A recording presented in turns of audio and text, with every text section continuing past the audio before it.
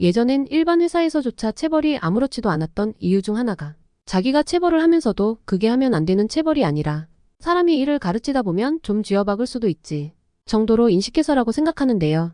문제는 이 한 대 쥐어박는다는 표현이 너무 광범위하다는 데 있었어요.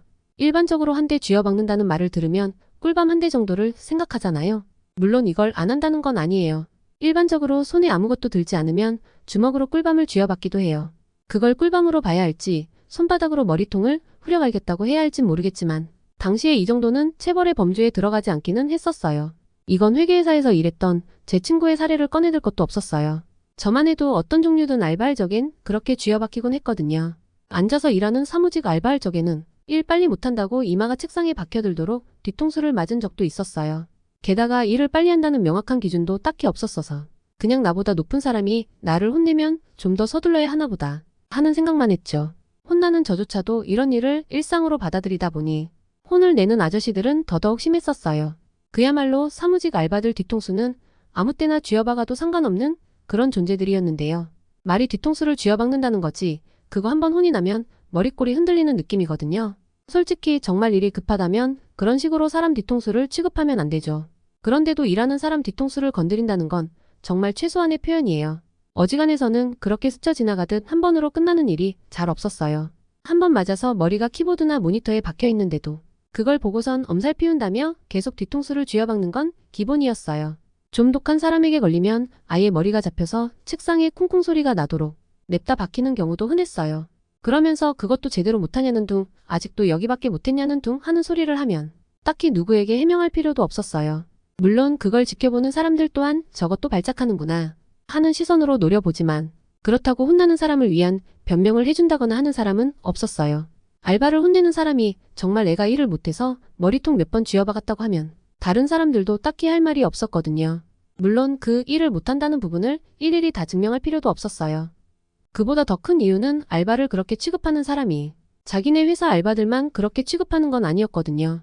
회사 정규직 직원이라 한들 사원이나 대리 정도는 그 취급이 알바랑 딱히 다를 게 없었어요. 오히려 혼날 적에는 너는 알바도 아닌데 아직도 일을 이따위로 하냐며 쥐어박힌다는 표현을 쓰기도 민망할 정도로 혼나기도 하니까요.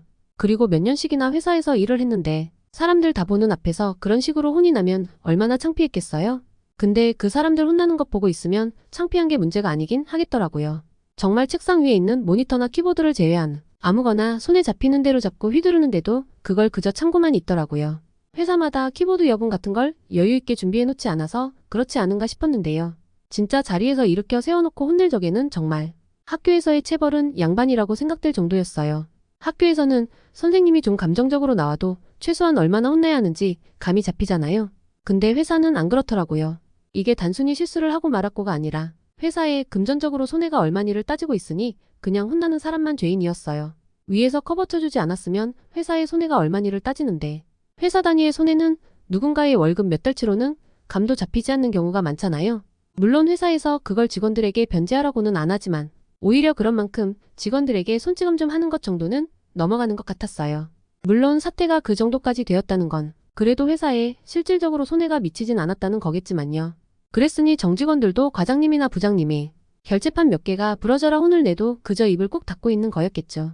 그런 분위기가 만연해서인지 사원이나 대리급에서 알바들 혼내는 건 1도 아니었어요. 그리고 갓 정직원이 된 사원들은 알바보다 딱히 더 나을 것도 없잖아요. 그래서인지 알바보다 훨씬 더 가혹한 대접을 받아도 아무런 말도 못할 정도예요. 마트에서 창고 정리 알바할 적에 간간히 사무실 들를 적이 있었는데 그 정도는 체벌로 보지도 않아서인지 알바가 들어오거나 말거나 사원급들 혼내는 건 딱히 숨기려고 하지도 않더라고요. 사람이 일을 하고 있으면 일단 일이 끝날 때까지 지켜봐주는 게 정상이잖아요. 설사 실수를 한다 해도 일을 하는 와중에 이상해서라도 하다가 고치기도 하고요. 근데 그때 과장님인가 그랬을 거예요. 얇은 30cm자를 한 손에 들고 뭔가 마음에 들지 않을 때마다 한창 타자를 치고 있는 직원 언니의 손등을 찰싹 내리치더라고요. 이게 말이 찰싹인 거지 사람 손등에다가 자를 내리치면 주로 손등뼈에 그 충격이 가는 거잖아요. 솔직히 체벌을 받더라도 그게 사람 살같이니까 버티는 것도 있는 건데 그런 건 전혀 고려하지 않는 것 같더라고요. 물론 뼈에 이상이 생길 정도로 휘두르지는 않는 것 같았지만 그래도 사람 손등이라는 곳이 얼마나 민감한 부위인데 거길 건드나요? 게다가 학교 선생님들처럼 전문성이 있는 것도 아닐 텐데 차를 휘두르는데 전혀 주저함이 없는 것 같았어요. 그러다 보니 손등이 아니라 손가락을 타격할 적도 많았어요. 게다가 자의 넓은 면을 회초리로 활용하는 것 같았지만 어설프게 휘두르다가 자의 얇고 모서리진 부분으로 혼낼 적도 자주 있는 것 같더라고요. 거기다가 또 직원 언니가 마우스를 만지고 있을 때는 또 어설프게 기다려주기까지 했어요. 그러다 모아서 한꺼번에 혼내더라고요. 그러면서도 자기가 할 건 또 빼놓지 않기는 했었어요. 제가 들어가면 작업 지시도 곧장 했었고 수시로 전화로 업무 보고도 받는 것 같았어요. 그 와중에도 직원 언니의 사소한 실수 하나도 그냥 넘어가지 않았어요. 전화로 웃으며 대화하는 와중에도 손에 든 자가 낭창거리며 휘어지도록 휘두르는데 옆에서 보면 정말 소름이었어요. 분위기가 딱 교무실 선생님 자리에서 엎드려 뻗쳐 있으면서 선생님 질문에 대답 못할 때마다 한 대씩 혼나는 듯한 광경이었는데요. 그 언니는 그걸 잠시만 하는 게 아니라 일하는 내내 그래야 한다는 거잖아요. 현장 관리까지 겸하는 직원들은 괜히 알바들한테 짜증이라도 부리지만 사무실에서 일하는 그 언니는 하루 종일 사무 업무만 하는지라 그럴 짬도 없었어요. 그래도 대졸 정직원이었으니 그렇게 버티다 보면 언젠가 과장도 달 것이고 그러면 회초리로 손등을 혼나는 게 아니라 혼내는 입장이 될 수도 있겠지만 자가 내리쳐질 때마다 한쪽 눈만 겨우 깜빡이며 참아내는 걸 보고 있으면 내가 과연 정직원이 되어도 저 과정을 버텨낼 수 있을지 자신감이 사라지기도 했어요. 제가 졸업을 하고도 재수학원을 다니느라 체벌 기간이 좀 연장되기는 했었지만 그래도 대학교 다니고 있을 때만큼은 체벌이랑은 관련 없는 삶을 살았단 말이에요. 그럼 그 언니도 최소한 대학교 4년 동안은 평탄하게 살았을 거잖아요. 저는 졸업하고 재수학원 1년 다닐 동안 체벌당하는 것도 정말 억울했었는데 대학교 4년 잘 다녀놓고 다시금 체벌이 시작된다면 그까짓 것 학교 다닐 적에 다 경험해봤는데 하며 쉽게 말하진 못할 것 같아요. 물론 제가 처음 취업했을 적에는 저 정도까지는 아니었지만 그렇다고 윗분들 중에 무서운 분들이 없는 것도 아니었거든요. 흔히들 꼰대라고들 하잖아요. 당시 그런 분들은 당연히 저보다 체벌이 심했을 적 학교를 다녔을 거고 아랫사람들한테 손찌검하는 걸 아무렇지도 않게 생각하는 경우가 많았어요. 그리고 입사하자마자 과장님께 별다른 이유도 없이 개 쌍욕을 얻어먹으니 생각났었어요. 제가 학교 들어가서 처음 체벌을 당했을 적에도 무슨 준비를 했던 건 아니더라고요. 선생님이 욕을 하니까 욕을 먹었고 선생님이 엎드려 뻗치라고 했으니 엎드렸죠. 일단 벌을 섰으면 매를 맞는 건 당연한 수순이었고요. 그 언니도 손등이 벌겋게 부어오르는데도 억지로 참고 타자만 치는 건 그래서였을 거예요. 단지 지난 4년간 전혀 혼나지 않는 삶을 살아오다 다시 혼나는 경험이 생소하긴 했겠죠. 그래도 입 다물고 참는 것만이 능사라는 건 그 언니도 알고 있는 것 같더라고요. 제 생각인데 아마 그 언니는 직장 상사에게 혼이 나는 것보단 혼날 때마다 하는 잔소리가 더 신경 쓰였을 거예요. 자가 손등에 날아들 때마다 여기가 학교냐느니 내가 아직도 학생인 줄 아느냐느니 하는 말들을 들으면 기분이 좋을 리가 없잖아요.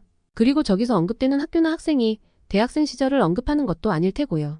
아마 그 잔소리가 더 커지는 게 싫어서 손등이 좀 아파도 참지 않았을까 싶어요. 물론 이미 혼나는 시점에서 그 언니에 대한 소문은 다 퍼져 있었지만요. 사무실에 가면 타자도 제대로 못 치는지 아직도 회초리로 혼나가며 일 배우는 직원 하나 있다고요. 정말 단순히 타자를 못 치는 건 아니었겠지만 하여튼 당시 소문은 그랬었어요. 그래도 제가 마트 알바를 그만두는 순간까지도 버티던 언니였으니 나중엔 무서운 과장님 정도는 되지 않았을까요? 물론 업무용자가 몇 개나 부러지도록 혼이 나고도 일도 제대로 못하는 무능한 직원이 되어서 퇴사했을 수도 있겠지만 이건 제가 확인 못한 거지만요. 그럼 이번 이야기는 여기까지만 할게요. 더 재미있는 이야기를 듣고 싶으신 분들은 좋아요 한 번씩만 체크해 주시고요. 그럼 다음 영상에서 만나요.